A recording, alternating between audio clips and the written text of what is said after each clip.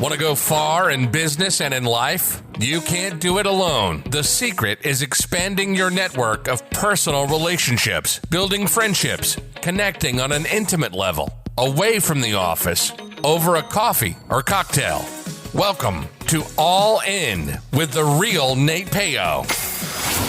The show that asks what happens when you go all in and leverage the power of your network of personal relationships.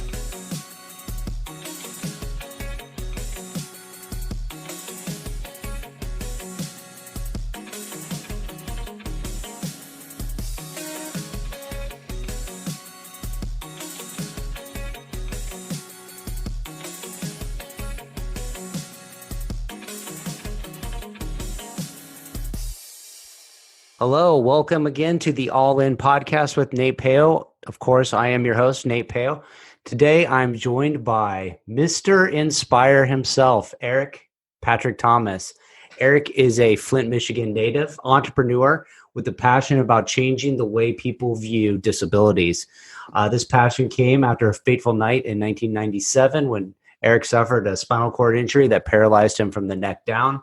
Throughout his journey, Eric has used his experience to empower others for resilience and change for people with barriers. So he's got a ton more. I'm going to let him speak on that. Welcome to the show, Eric. Thank you for coming in. Hey, thank you for having me, Nate. Yeah. So great to be here. Thank you.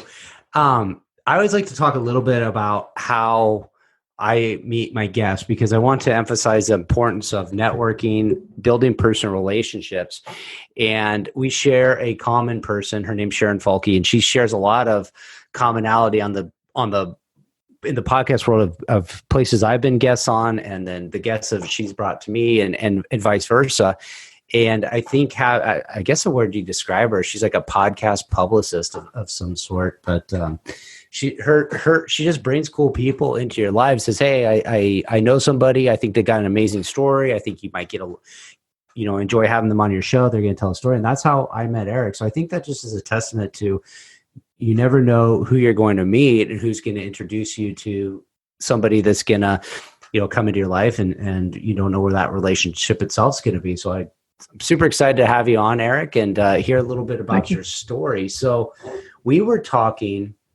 I do want to get to the part, let's, hear about, what you have going on with, like how you ended up with the spinal cord injury. But right before we were talking, and started recording, you were discussing that you're a rapper and you have a pretty popular song out now. And I was like, hey, are we going to talk about that a little bit? And what's kind of going on in your life? Well, right now I am living temporarily at my caregiver's house because, as you said, I have a spinal cord injury.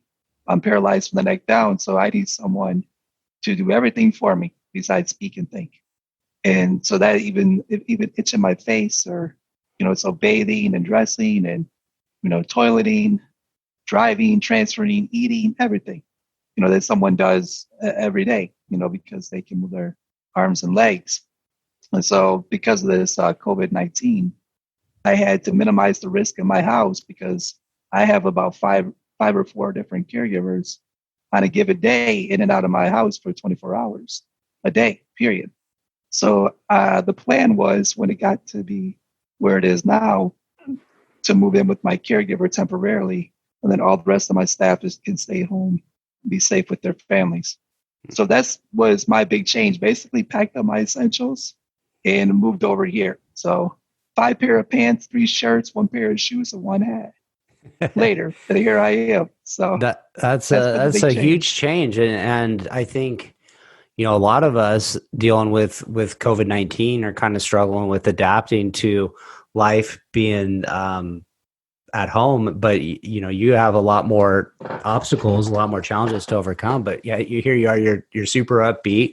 You guys, if you've seen the video, you can tell. But he's got a hat on that says Inspire. His shirt says Inspire. He's got a giant grin on his face, and just he had a ton of energy before. So, you're leading this idea of by example of, I guess, trying to inspire others with your message. Can you tell a little bit about like what led you to, go in on this idea of creating an inspiring message and a business around it? What led to the idea was just basically life. Once it was either I could lay there and not do anything and be bitter and angry, or push forward, and live. No matter what circumstances there was, what barriers and what challenges, I still had a lot of goals, a lot of dreams that I wanted to accomplish that I put time and energy for that I had not seen accomplished yet. See, sometimes I get to that one point where I'm only like a thread away from achieving that goal, and then I get blown back, and it's happened multiple times. And I wanted to complete, I wanted to complete some things that I set out in my life for. And one of the things was having my own clothing line, my own apparel line. When I was a child, I was always thought about having my own clothing line. So, moving forward after getting out of rehab, I tried multiple different ventures. I tried to open a record company, and then I started writing for an entertainment newspaper. I type with my voice using Dragon, Naturally Speaking. And so I was writing for that, and then that closed down. And then I opened up an internet radio station. And then I had to shut that down because the royalty rates changed. And we even went to Washington, D.C. and introduced the Internet Radio Equality Act to save internet radio. Mm-hmm. I was there with Pandora, AOL, Live 365, all these big CEOs, and I was there with my one station. They had like multiple stations, but they utilized me because that was helping me with my like self-sufficiency, that one station. Mm-hmm. And I had shows all over the globe. And this is back in mid-2000. I had a blanket license through Live 365. And that was my license. And then eventually it got too costly to hold the radio station up. And then I went back to original plan was a t-shirt company. And so I got with Goodwill. I have supportive employment services, and we developed a business plan and kept writing it, letting people look at it. And then eventually I found a business partner, and instead of being a business partner or an investor, he wanted to be a partner because he had other companies. So I was able to use his resources. And then before you know it, Easy Awareness by Design was started, which stands for Eric and Ziad, bring awareness by design. And then found a graphic design artist. And then before you know it, November 2011, the doors are opening. Boom, the dream has been achieved. The business is open. We're ready to go. And it started with the t-shirt business. And then as I kept going, later on down the road, I had multiple designs. And then the Inspire one, I started wearing when I did public speeches. So I'd wear Inspire on my shirt, and I'd go speak somewhere at school or, a college or something, wherever I was speaking at. And then I went to a middle school, and I saw these seventh graders and how they were just like so ready to want to be the best they could ever be. And it was that the word inspired. It just had some energy, Mm-hmm. And I was like, we got to make this public. And right then we started making it public and sharing it. And we started saying what inspires you and show you're inspired. It just became a social media, organic grown thing, organic brand, and the people really carried the brand. They always say I'm the brand, the face of the brand, but the people, everybody out there that started supporting and wearing Inspire, showing they're inspired, it just took off. It was beautiful. Well, how could you not put a hat on your head or wear a shirt that says Inspire and not be cognizant of your actions throughout the day of what you're doing? If you wore a happy shirt, could you wear a happy shirt if you're in a bad mood? I don't know. It just feels like it's going to set the tone. And it seems it's it's just a word. It's just a shirt. But there's meaning behind it, and it's a powerful word. And when you really think about it, and you wear that, and you say, "Hey, I'm gonna wear this badge proudly," and for the world to see.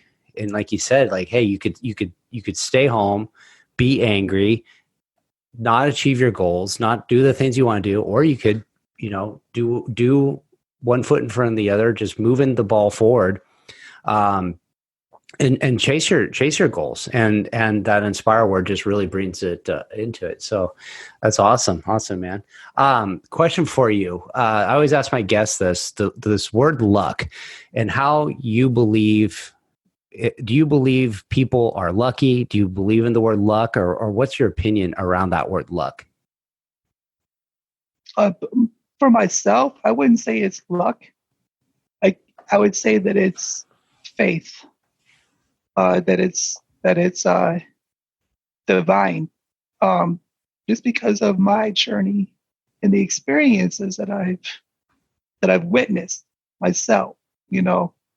I've always believed in that nothing comes too early, nothing comes too late. It comes on time. Because if it comes too early, we're not ready for it, so we don't appreciate it. And if it comes too late, then it's already over with, and we won't appreciate it. So things come on time, and things happen in this life that you can't explain. And you might be 20 years later, and you're like, oh yeah, that's what that was all about. Now, to say that was luck, I never really said like, oh, I'm lucky, because I'm not. I'm surviving what I did and the things I've done. I'm blessed. Like, I've been taken care of. I've been in positions where I've met a lot of people, and I don't consider that lucky. I also consider that being in the hard work. I put in a lot of work to be able to meet some of the people that I've met. Like, I didn't give up. I kept at it. I was consistent. And I set goals and small goals and put out targets. And so it's not to say, but I mean, I guess, have I ever said those words before? Probably in my lifetime. Like, oh, I got lucky today or something. Mm-hmm. I'm sure, Yeah. I'm sure that there was something like that, probably more in a financial thing, like scratch off or like the 50-50, Mm-hmm. something like more of a monetary thing like that, like where you gamble, I guess. Mm-hmm. But in life, I don't say that I was lucky, because no matter what the circumstances was, bad or good, I learned from it. I call it a growing, a growing curve, so. I like the part. There's two things that really struck me with what you said is the word blessed is, the blessings from hard work. Like, nobody sees the work you do behind the scenes, the effort it takes to go and meet the people you meet, or be in the places to meet people, or, to start up a radio, internet radio, which, even though you had to shut it down, this goes back to your like, hey, these are things that like are lessons learned that come to help you out in the future.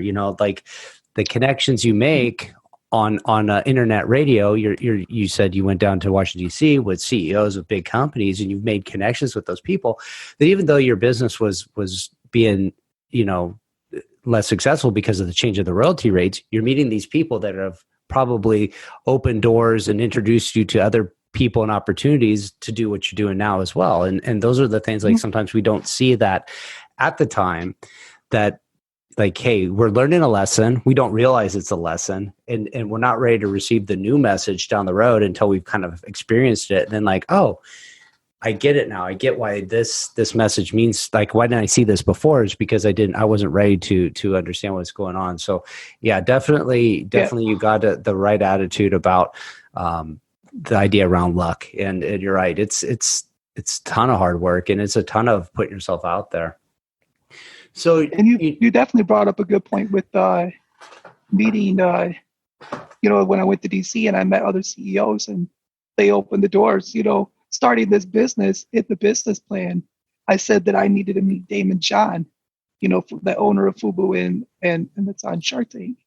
And I said that because I'm doing a lifestyle brand with my T-shirts and stuff. And I said I need to meet him. And then a year into the business, at almost the anniversary of it, and here he is. He comes and speaks in Flint, Michigan, and the people that brought him knew that I had the business and knew what I was doing, and I built those relationships from before. with them, that they opened the doors. They already had it set up. So when his speech was over, the curtain came open and they pointed at me with their finger and said, it's your time. It's your time, Eric. It's time for you to pitch, or it's time for you to talk to him and figure out how this is ever going to happen. And we're like brothers now. We're like family, and that was November 2012.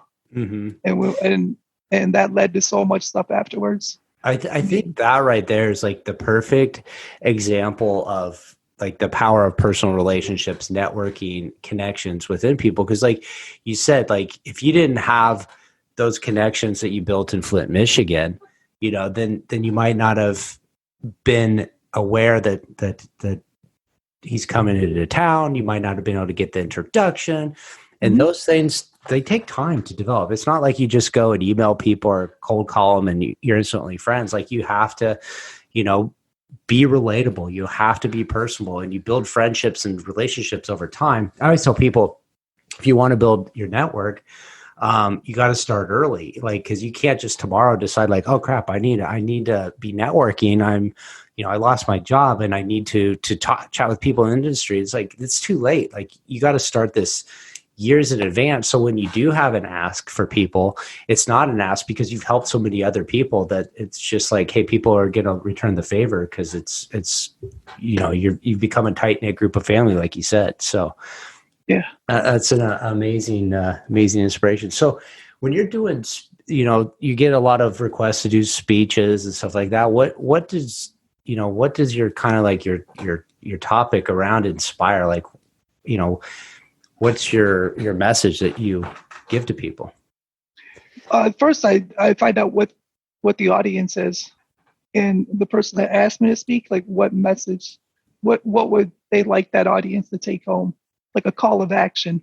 So sometimes I could go speak. It might be on the Inspire brand, or it could be about business, or I've spoke on like living life after injury, how to live with barriers. I've spoke on just the whole thing about giving forgiveness, because I know that we didn't talk about how I got paralyzed, but I got shot at a house party, at one of my parties, at my album release party of my hip hop group, and that's I forgave whoever did it, because there is no police investigation, but I had a chaplain or a priest come into my room, my rehab room, and he asked me if I forgive who or whom did it. So that was the big answer was yes. And my life changed from there. Like, you don't even know, like the gates opened up of like, just, you did the right thing or something. That's the only way. The clouds split and the sun shined that on that answer. And I felt it too. And I believe it.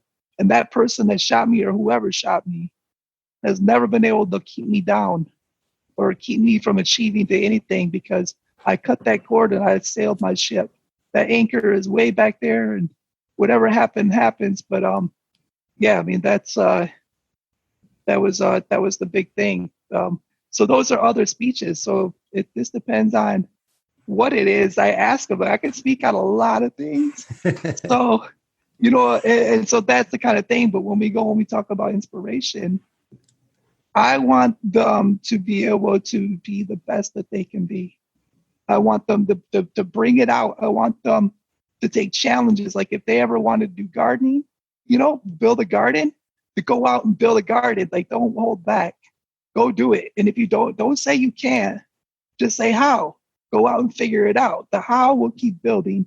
The can't will be an assassin. You're destroying it right there. Your dream's done because you said the word can't. Can't destroys it. How builds it. And so that's why I want them to be energized. I want them, when they leave, I want them to be able to go out and also inspire other people, like on what they do. Maybe they're a waitress. They're this super phenomenal waitress, being able to just juggle everything. And the people are like, wow, she's really good. Or he's really good. Whatever it is, just be the best of it. Empower people. And empower them with resilience, and some of the things that you do, make a change in the world. Like maybe you can do some things that you can have an effect in this world, that you can make a really good, positive change. Because one person can make a difference. I've I've seen it. I've seen one person make a difference in this world. And I'm like, wow, one person. Because they always say, well, it's only one person, one voice. No, I've seen where one person, one voice has made an impact of change in this world. Yes. And so I love that can't stops you and how built, because you touched on a bit of stuff like that, you can let something hold you back, or you can move forward. And you had, getting shot and becoming completely paralyzed is a really devastating idea, a thought to many people, like, hey, how would I recover from that? But you've shown, like, hey, my story's not done being written. Like, until I'm dead, like, you're going to do whatever it takes to, hey, I want to do something. I'm going to figure out a way to do it. And you talked about, like, hey, you want to start a garden. You said, okay, well, I don't know how, or I can't do that. Like, you don't have to even know. You just kind of start saying, okay, if I want to build a garden, like, how can I figure that out? And you kind of move in this direction of, who else does gardening? Who could I call to talk about gardening? What kind of soils? Right. And you start inviting people into your life that have knowledge and show you how. And then it becomes about belief that you can do something. So a lot of times, like, that idea of, like, hey, I can't build a garden. It's unbelievable to me that I could do that. But then if he said, hey, do you believe you could, go down to the local gardening store and talk to somebody that's into it? Yeah, I believe I could get there and I could do it. You believe you could have a conversation? Yeah. Do you believe you could take some of their advice? Well, I could probably, and so, like, you start slowly believing that something is possible, and then you can do it. So even when you say, hey, it's just as simple as gardening, or you say, hey, I want to meet Dave and John, or I want to be release my own rap album, like, okay, like, start what are the things you can believe in to get you all moving in that path to figure that out? And I think, that's another way of saying inspire, because you're showing people yourself that, like, hey, I don't know how to do everything, but I'm kind of putting myself out there to figure it out. And if I can do it, you can do it for sure, so right. that's an amazing message to show people, for sure. Cool. So tell me a little bit about your rap album you got coming out, or your album, the song you were talking about. I'm still working on the music project. Back in which is actually my business partner. Back in 2010, March of 2010, I was fundraising for a new wheelchair van, and one of my friends said, "Hey, contact this guy." And he says, it's my cousin. Well, he happened to have a brother that had a spinal cord injury that passed away back in August of 2009 due to the complications of the spinal cord injury. He was paralyzed from the neck down and used a ventilator for him to breathe. Well, his brother, in his legacy, wanted to start this foundation called the D-Man Foundation, which stands for Danny's Miracle Angel Network, because his brother's name was Danny. And his brother liked music, and his other brother is a rapper. And he was always comfortable in wanting to, like, try and rap when he was in the studio. So the foundation was going to build this barrier-free music therapy recording studio. So people with disabilities, based on, like, their ability, like, maybe they could make music with their mouth, their breath, their eyes. Maybe they could move their arms, but they couldn't have good hand function. So they could use tap switches, or, whatever the assistive technology that we could provide at that studio. People can make music and produce music. And people that go there, they meet with a music therapist and an engineer, and they work on their projects together to achieve clinical goals. And so that's called the D-Man. That's the D-Man Foundation. And so I just happen to be doing music too. So Z was like, hey, you're going to be able to record too. And because he wanted me to be an ambassador to help with this foundation, to be building it. And I was like, yeah, that's right. I can do music again. So then I started recording music again, because for the last 17 years before that, people were like, you're never going to be able to record again because your diaphragm is paralyzed and you're not able to move. Like, there's just a lot of things that they were naysaying. So, And I was like, well, we'll see, you know. And then all of a sudden it came to that opportunity. Here it is. I got a studio, I got engineer, and I got recording time. So I just started working on projects. And of course I had some writer blocks in my mind at first. So I contacted my friend Kian, and he came over and he was like, E, let's work on this. I want to work with you, man. Let's do this. So we just started writing out things, and he helped me unlock my writer's block from 20 years ago, you know, or 16 years ago at that time. Mm-hmm. So I just started recording, and then 17 years later, after my injury, I was performing for the first time on stage at Suburban Showplace in Novi, Michigan. Huge stage. There's a YouTube video of it too. Was it the best performance? No. But was it awesome? It was so amazing that I actually forgot I was performing. I zoned out because I was so comfortable with my song, you know, being able to know it by lyric, that I could actually perform it and go somewhere else at the same time. Like I had to like wake up myself and say, you know, if you say one word off, you're going to change everything. Like you're performing right now. Wake up, Eric. I'm so comfortable up there. It was just amazing. I like performing. I love performing. You know, when I got shot, I just ended up, I didn't do music at that time, but I ended up performing for a different stage, a different audience. I was still out there speaking and mentoring. It was just a different audience, and a more meaningful actual audience, because I was actually helping people, their quality of life, man. It was, you know, you just never know which way and what journey life takes you. You know, you just got to be adaptable and roll with it and appreciate it. And, you know, and so, yeah, so now I'm just working on my music project.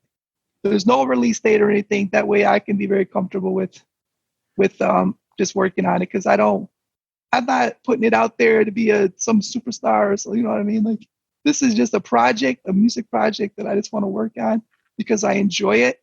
And when I get an opportunity to perform, then I like that too. You know, I do. I appreciate being able to perform, especially with a band behind me.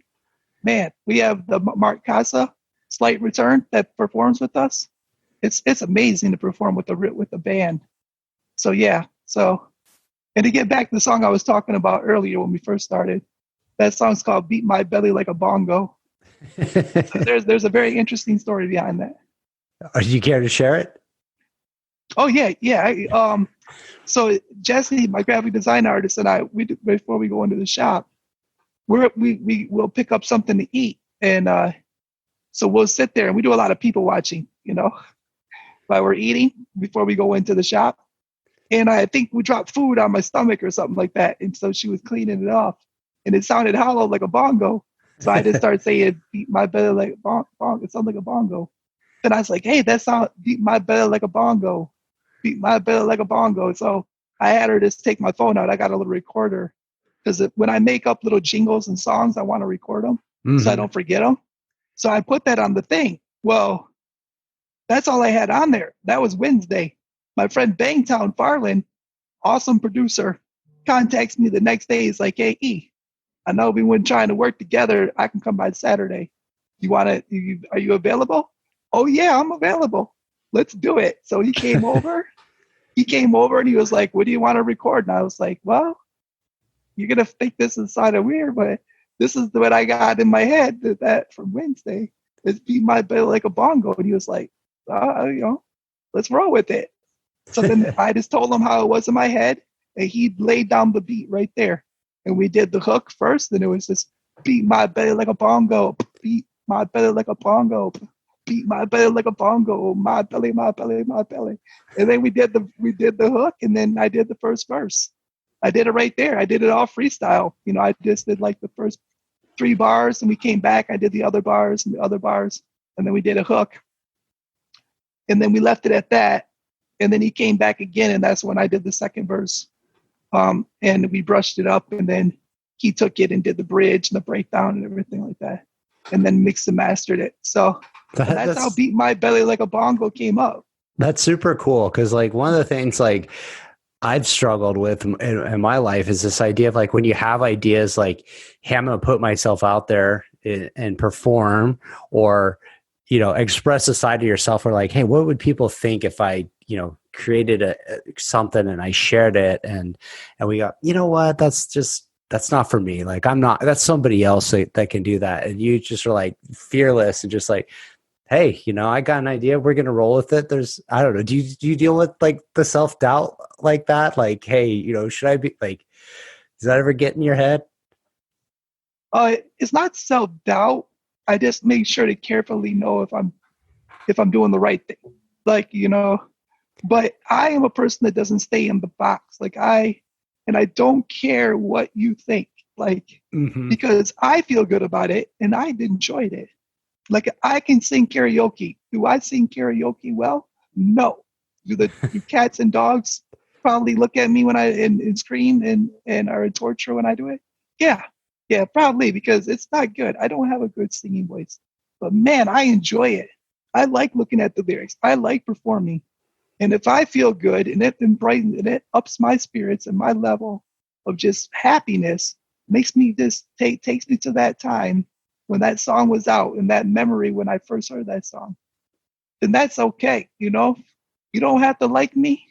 You don't have you can like me, but I'm not looking for your approval of this, because I already know, I'm already understand that I'm bad at it. Okay. But that's okay. I can put myself out there, just like a Instagram filter. I don't need to wear filters. I don't have to. What you see is what you get, wheelchair, hat, scruffy beard sometimes, looking like I'm half asleep or whatever.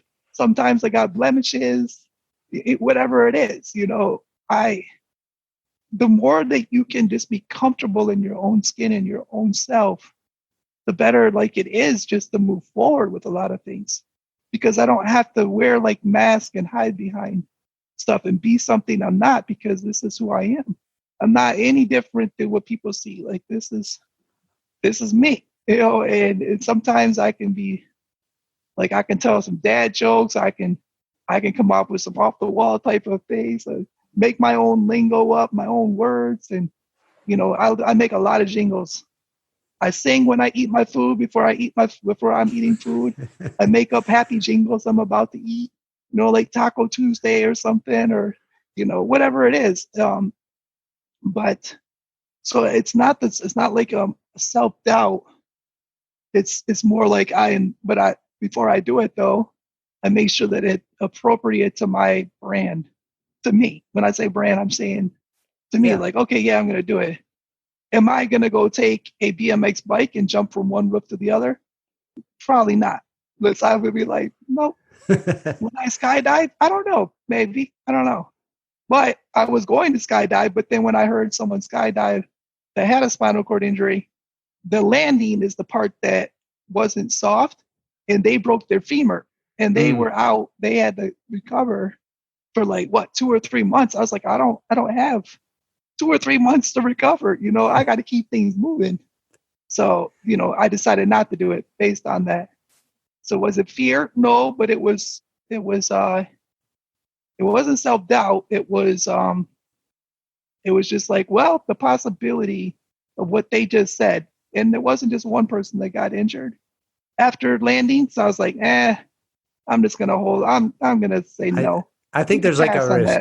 It's like a risk reward thing. You kind of go, hey, am I going to get a thrill for a minute and maybe be sidelined for 2 months, or if you go back in 5 years from now and you go, hey, am I going to miss skydiving or not, or would I have missed 3 months of productivity? Like, yeah, I'm going to miss that productivity more than that jump. So it makes sense, your analogy of what to do or not to. That leads me to my last question here, is the words all in. What is your advice, or what do you believe it means to be all in on like an idea or a project or an outcome? All in is where you wake up, you sleep. When you sleep, you think about the dream. And then you wake up, you think about what you were dreaming. You're ready to wake up and achieve that dream. You know what I mean? So all in means like I just spent 30 months fundraising for a wheelchair accessible van. The goal was 60 something thousand. The van ended up being $72,000. We fundraised for 30 months and achieved that goal. Every day was We Drive to Inspire, because I made a campaign out of it, and that's what it was called. We Drive to Inspire. I was on the email, I was on the phone. Like, the goal was to get that van. Mm-hmm. And there was no timeline. Well, there was a timeline, but I ended up on bed rest for 670 days. So I just got off of bed rest too in December of 2019. I went down March 1st, 2018. Then I ended up in the hospital and my lungs collapsed. Ooh. And I had to get intubated and I was out for a month. Even while I was in the hospital, I was fundraising for the van. So, because that's the goal. The goal was to get the van. No, every day you talk about it, you and what you do, your focus is. So if you're doing an event, that event was towards getting the van. I did a golf outing. We did a dinner at the Polish Legion. We did online fundraising. I did public speeches. We did everything I did everything possible, and then the team did, because I had a team put together with it. And then of course Damon John joined the team later on, and then he put some people on my team to help me really coordinate that momentum. Because based on what I did already, he was happy. He was impressed by what I did by that time frame. He said, "Hey, I'm not just going to help you look at this proposal. I want to help out." Mm-hmm. So, but every day when I went to sleep, I'd wake up and I'd be like, I tell people, I'd say, "Hey, when I was sleeping, I had a really good idea." People are like, "What do you mean when you were sleeping, you had a good idea?" I was like, "Because I think when I sleep, I write out stuff. When I'm sleeping, I'm contemplating. I'm strategizing. That's how it is. I wake up, yeah, it's all in. It's all in, because that shows you how much you want it too. That shows you how much you want it. Like, if a little bit of barrier is going to stop you, you don't want it. You don't want that goal. If you're going to let anything you got to be like, look, the mountain is here. How am I going to get around this mountain? We're going to go under it. Hold up, we can't go under it because it's all cement down there. Maybe we can go over it. Maybe we could throw some water on it and let that mud dissolve for 30 years or whatever, whatever it is. You know what I'm saying? Like, you got to go all in. I mean, go all force till the wheels fall off. That's what I say. I use the power wheelchair. I say, do it till the wheels fall off. Literally, do not stop. If that's your goal, that's your dream, that's what you want to achieve, do not stop and get the people on board. And if someone says no, that's cool. Okay, I got a 6 billion more people to go talk to or something, 7 billion in this world, the door shuts. Okay, that's nice. Thank you. But thank you for supporting. Okay. And the next one, and the next one, and the next one, and the next one. If you got to make 100 calls or 1,000 calls, the idea is, how much do you want that goal? Do you really want it? Or do you just want the thrill of wanting it? You want it, then you got to go out and get it. You got to go all in. Like you said, all in, man. All in. You got no breath left. Your nose muscle, no more, nothing's twitching in your body. No movement, no spark, no nothing. Until you got until you've been completely extinguished of all your breath and all your energy, that you've done everything you possibly ever could do. Then that's your all in. And I'm talking and definitely, like with me, I drive it by faith. So I say my prayers, man, every morning when I wake up. Well, I tend to. Sometimes I'm sure I slip sometimes, but my intention is to say it right away when I get up. Like, food, man, thank you for, waking me up, giving me breath. This is a beautiful day. Whether it's snowing or rain or sleet or whatever it is, it's always beautiful because I'm up and I'm ready and I'm able to achieve. And I'm ready to go after my goal again. I'm able to wake up and be able to go after the goal. Yes, I'm on bed rest. Yes, I'm not able to leave this bed, but I got a laptop and I got the internet and I got voice and I can talk to people. And so I can make calls. I'm good at making calls. I can talk to people. And I don't have any problem with someone being angry at me or saying no to me, or, that's okay. I got confidence. I'm not going to let them stop that. I'll go to the next person and I'll explain and I'll tell them the story. I'm going to share on my story and tell them what this goal means, what this van means to me, how it'll change my life, how it'll change the quality of my life and keep my mission going. And I want you to believe in my mission. you believe in me, then I want you to, help me out. I need help. I don't have pride. I need help. If I need help, I'm going to ask. I'm going to ask family and friends. I'm going to ask strangers. I'm going to do whatever it takes to get to that goal. If the goal is get that van, then I'm going to do what I got to do to get that van. And that's what All In is. Yeah, I love it. I feel bad for the goal if you're on the wrong side of the goal because it's going down with you after it. You got so much enthusiasm, so much energy. Like I was just thinking, like, man, maybe you should record like Alexa skills, and you just want to get a motivational message in your Alexa device in the morning, and it's Eric coming at you like, get after it, dude. You just got to chase your goals. You're lazy. Get up and do it. You're like, yeah, I got to. Cool. That's a good idea. So where can people find you if they want to get connected to you or get some Inspire brand clothing? Where should we send them? I would Google Eric Patrick Thomas, ERIC, Patrick, PATRICK, Thomas, THOMAS. So Google Eric Patrick Thomas. You'll find multiple videos and links. And then I have a YouTube channel that will show up when you do Eric Patrick Thomas. The other thing is like all my social media is Eric Patrick Thomas, except Twitter. Twitter is Eric P. Thomas. So the Twitter handle is Eric P. Thomas because they wouldn't let me have Eric Patrick Thomas because it's too long. Yeah. And I always use Eric Patrick Thomas because I'm the only one that is basically, with the Inspire stuff. And it's a lot easier to find me. And usually when I hashtag things, I'll hashtag Inspire. On Fridays, we do Inspire Friday.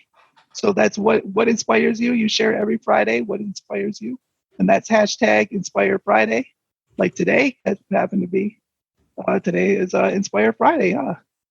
You share a name with another motivational speaker, E.T. I know, Eric Thomas. Yeah, I know. And he's in Lansing. I'm in Flint. He's in Lansing. Yeah. I guarantee you, him and I someday will be on stage or we will do something together. I guarantee that. I'll say that right here. I have no doubt that will happen. And that is going to be some power. That's going to be some energy because Eric's very energized. Eric is very energized. Like he can move around too. He can get that depth. You know what I mean? He can speak, very loudly, and he can body language is very, that energy of the body language and stuff and the things that he says. So you can imagine the two Erics on stage together. I mean, like, that'd be amazing. It's going to happen. It would be powerful. It's going to happen. Definitely powerful. Very cool. I loved having you on here on the show. All those links will be in my show notes for anybody to find, so we'll be able to connect with you. They can also Google you, so that's great. I appreciate having you come on. Had a ton of fun chatting with you.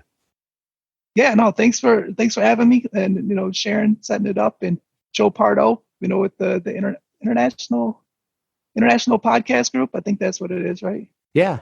Very Super cool. Joe Pardo. I was one of his guests. I did a 3.5-hour podcast.